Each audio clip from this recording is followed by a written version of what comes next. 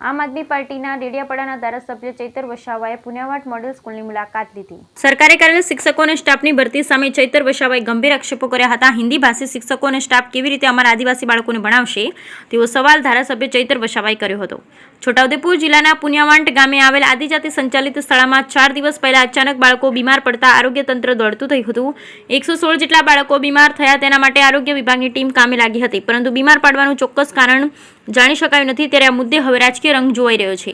2 દિવસ પહેલા વિધાનસભાના પૂર્વ વિપક્ષ નેતા સુખરામ રાઠવા સ્કૂલની મુલાકાત લીધી, ત્યારે અચાનક તેઓ રસોડામાં ગયા ત્યારે લૂંટમાં જીવાત, સડેલા શાકભાજી અને ચારો તરફ ગંદકીને લઈ સરકાર ઉપર આક્ષેપ કર્યા। ત્યારબાદ છોટાઉદેપુર સાંસદ જસુભાઈ રાઠવા અને ધારાસભ્ય રાજેન્દ્ર રાઠવાએ શાળામાં મુલાકાત લીધી, ત્યારે તેમણે બીમારીનું કારણ વાયરલ ઇન્ફેક્શન ગણાવ્યું હતું। હવે આમ આદમી પાર્ટીના ડેડિયાપાડાના ધારાસભ્ય ચૈતર વસાવા અને જિલ્લા આમ આદમી પાર્ટી પ્રમુખ રાધિકા રાઠવા અચાનક આ શાળાની મુલાકાતે આવ્યા તો તેમની સામે ચોંકાવનારી વિગતો સામે આવી। આમ આદમી પાર્ટીના ધારાસભ્ય ચૈતર વસાવા જ્યારે શાળા સંકુલમાં આવ્યા તો અહીં દરેક શિક્ષક હિન્દી ભાષી હતા, તેમને ગુજરાતી આવડતું ન હતું। આ શાળામાં જે બાળકો અભ્યાસ કરવા આવે છે તે આદિવાસી સમાજના બાળકો હોય, તેમને હિન્દી ભાષા ખાસ આવડતી ના હોય। કેટલાક બાળકોને ધારાસભ્યને ફરિયાદ કરી કે તેઓ હિન્દીમાં બોલે છે, તેમને સમજમાં આવતી નથી। શાળાના દરેક શિક્ષકોને બોલાવવામાં આવ્યા, તેમને ગુજરાતનું જ્ઞાન ન હતું। તેમને જે ગુજરાતીના પાઠ્યપુસ્તક આ શાળામાં આપવામાં આવે છે તે કેમ કરીને બાળકોને ભણાવતા હશે? તે બાળકે શિક્ષકોના પાઠ લીધા, શિક્ષકોને પાઠ્યપુસ્તકના પાઠને વાંચવા કહ્યું તો તે વાંચી શક્યા નહીં, જેથી ચૈતર વસાવાએ સરકાર આદિવાસી લોકોના બાળકો સાથે અન્યાય કરતા હોવાના આક્ષેપ લગાવ્યા। અહીં વોર્ડન પણ હિન્દી ભાષી છે। ધારાસભ્યએ શિક્ષકો સાથે પાઠ લીધા બાદ જ્યાં બાળકોને જમવાનું બનાવવામાં આવે છે ત્યાં પહોંચ્યા અને જે મેનુ દિવાલ પર લગાડવામાં આવ્યું ત્યાં પહોંચ્યા તો મેનુ પ્રમાણે ભોજન બનાવવામાં આવ્યું ન હતું। ભોજન બનાવનાર સંચાલકે જણાવ્યું કે શાકભાજી આવે છે તે મહેસાણાથી 1-2 દિવસના અંતરે આવે છે, જ્યારે કેટલાક લોકોએ ચૈતર વસાવાને જણાવ્યું હતું કે અઠવાડિયામાં એકવાર શાકભાજી આવે છે।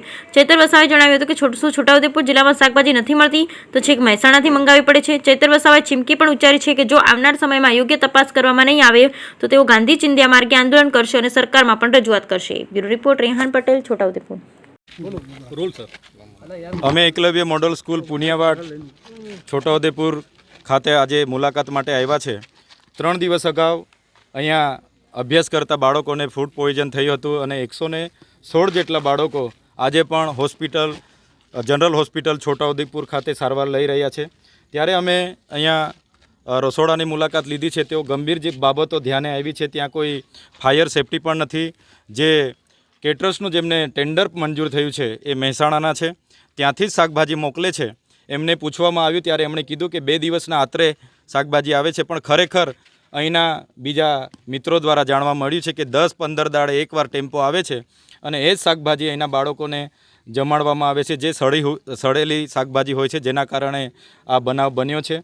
અને ખૂબ જ બેદરકારી આ શાળાના વોર્ડન હોય, આ કેટરર્સના માલિક હોય એમના દ્વારા કરવામાં આવે છે।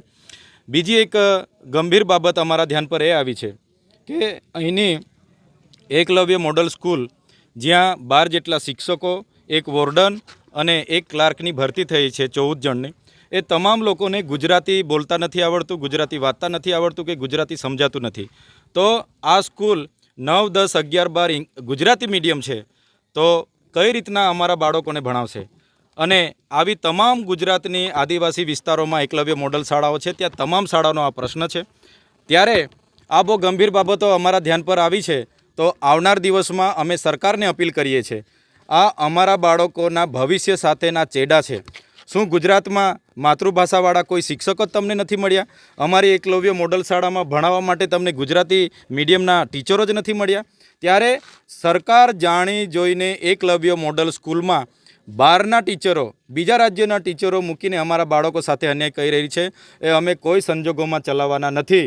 આવનાર દિવસોમાં જેટલી પણ એકલવ્ય મોડલ શાળાઓમાં આવી રીતના બહારના શિક્ષકોની ભરતી થઈ છે, ત્યાંના બાળકોના વાલીઓને સાથે રહીને સરકારશ્રીમાં અમે રજૂઆત કરીશું